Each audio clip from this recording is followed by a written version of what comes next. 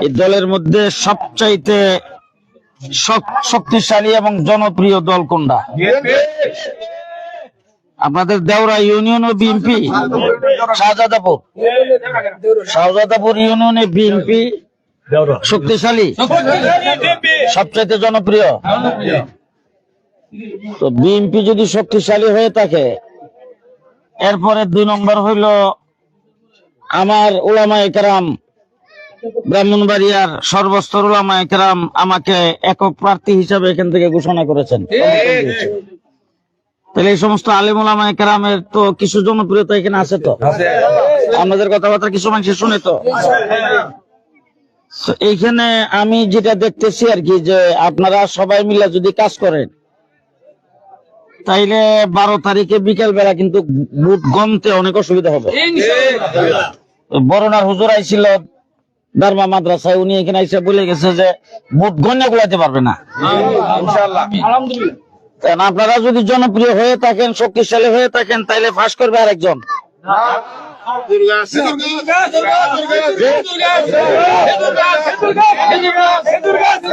হুজুর গাছ এখান থেকে ফাঁস করবে। এখন যে কাজটা সেটা হইলো যে ভোটগুলি মানুষের কাছ থেকে লওয়া। আমি আজকে এখানে আইছি, আজকে আমার পেছনে সবাই স্লোগান দিয়া যার যার বাড়ির যে নাকে তেলটা ঘুমাইলে তাইলে কাজ হবে না। আমি এই দিক দিয়ে আইসা রাস্তা দিয়ে ঘুরলাম, কিছু লোকের সঙ্গে রাস্তার পাশে দোকানপাটে দেখা হইলো, আমি ওনাদের সঙ্গে হাত মিলাইলাম, সালাম দিলাম। কিন্তু আমি একজন প্রার্থী হিসেবে আমার প্রত্যেক ঘরে ঘরে যাওয়া দরকার, প্রত্যেক ঘরে যায় সালামটা পৌঁছানো দরকার। কিন্তু নির্বাচন কমিশন থেকে যে তফসিল ঘোষণা করা হয়েছে, এতে আমাদেরকে টাইম দিছে খুব কম। এই কম টাইমের ভিতরে আমার 19টা ইউনিয়ন, সব জায়গায় আমাকে অন্তত একটা চক্কর দিতে হবে। তাইলে আমি যদি এইভাবে যদি কিছু কিছু মানুষের কাছে যাবার, বাকি মানুষগুলির কাছে, আপনারা যারা এখানে আছেন, আপনারা কি আমার সালামটা একটু বসাই দিবেন?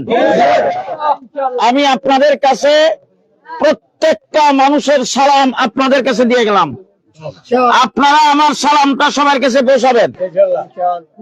ঘরে ঘরে সালাম পৌঁছাইবার জন্য প্রতিটা মহল্লায় আপনারা টিম গঠন করে নেন, নিয়ে তারপরে দৈনিক বেশি না, যার যার কাজকর্মের ফাঁকে সকালে হয়তো 1 ঘন্টা, বিকেলে হয়তো 1 ঘন্টা, এরকম একটা সিস্টেম আপনারা কইরা প্রত্যেকের ঘরে ঘরে যাবেন। আর আপনাদের যুব দল, ছাত্র দল, আপনাদের ছেলে, আপনাদের ভাতিজা, ছোট যারা আছে, তাদেরকে আপনারা প্রত্যেক দিন প্রত্যেকটা মহল্লায় একটা করে মিছিল বের করবেন, যাতে জমিনটা গরম থাকে। কথাটা বুঝে আসছে? শেষ কথা, আপনাদেরকে একটা দৃষ্টান্ত স্বরূপ বলতে চাই। আমাদের এই ভৈরব, আখাউড়া, ব্রাহ্মণবাড়িয়া রেল স্টেশনে যারা গেছেন, তারা দেখবেন যে ফকির এসে ভিক্ষা চায়। ভিক্ষা যখন না এভাবে শৈলের মধ্যে এভাবে মরতে দেয়, আল্লাহ আল্লাহ আল্লাহ,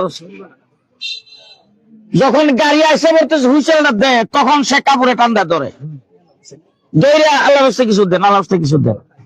গাড়ি আইসে বসে, এখন প্যাসেঞ্জার যখন গাড়িতে উঠবে, তখন পাও দৌড়া হয়ে টাকা কিছু দেন, হে বেটা গাড়ি তুটতেইব তো। শেষ পর্যন্ত বিরক্ত হয়ে 2 টাকা ফটো তোরা লেগে পাইলাম না। আমি দেওরাবাসীকে বলতে চাই, স্লোগানের সুডে মায়ালুক যাতে ঘর থেকে ডাক্তার করে ভোট দিব, আর স্লোগান দিয়ে কান্না নষ্ট করিস না, ওটাকে বুঝাইতে বললাম। আপনারা নিজেরাই বলছেন জনপ্রিয়, নিজেরাই বলছেন শক্তিশালী, তো শক্তিশালী মানুষের স্লোগান দিতে হবে না? আর স্লোগানটা আইসে কয় বছর পরে? 17 বছর পরে সুযোগ পাইছেন। 17 বছর একটা পুরোটা কাজ করে ছেড়ে দিতে হবে।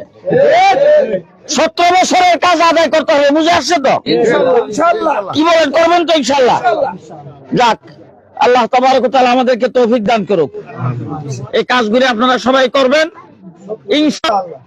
আমরা ইনশাল্লাহ এখানে শুধু বিজয়, আমি এখান থেকে এমপি হয়ে চলে গেলাম তা তো না।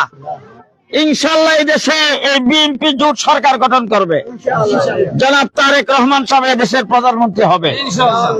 আর এরপরে আপনাদের এলাকার উন্নয়ন, আপনাদের এখানে রাস্তাঘাট, আমি এখন ঘুরে ফিরে যতটুকু বুঝলাম যে রাস্তাঘাট ঠিকই আছে, এটার একটু মেরামতের দরকার।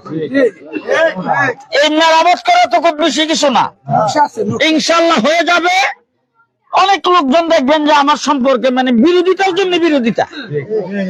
এখন মনে করেন যে আমি এই যে আমার ওই যে সভাপতি আছে সমাজপুরের, এরপরে যে সাজদাপুরের সভাপতি, এই যে উনি আমার মেইন ব্যক্তি একজন আবু সুফিয়ান ভাই, উনি আছেন।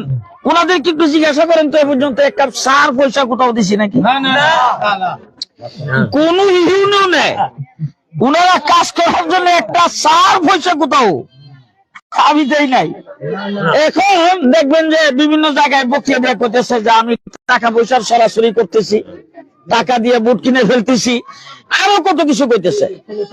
এরপরে দেখবেন যে ওনারা বুট দিবেন, দিলে মাজার গুলি সব ভাঙ্গিয়া দিব শেষ করে।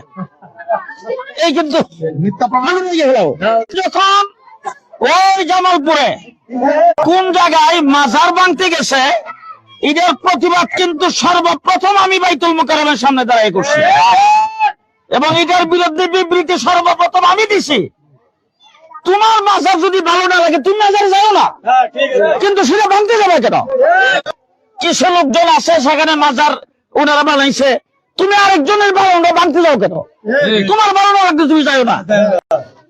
এই সমস্ত বিভ্রান্তি কিন্তু আমার বিরুদ্ধে হবে, এইগুলি থাকবে। শেষ কথা, আমার আল্লাহ যদি আমাকে দায়িত্ব দেয়, আমি আপনাদের সঙ্গে সুখে দুঃখে মিলেমিশে থাকতে চাই।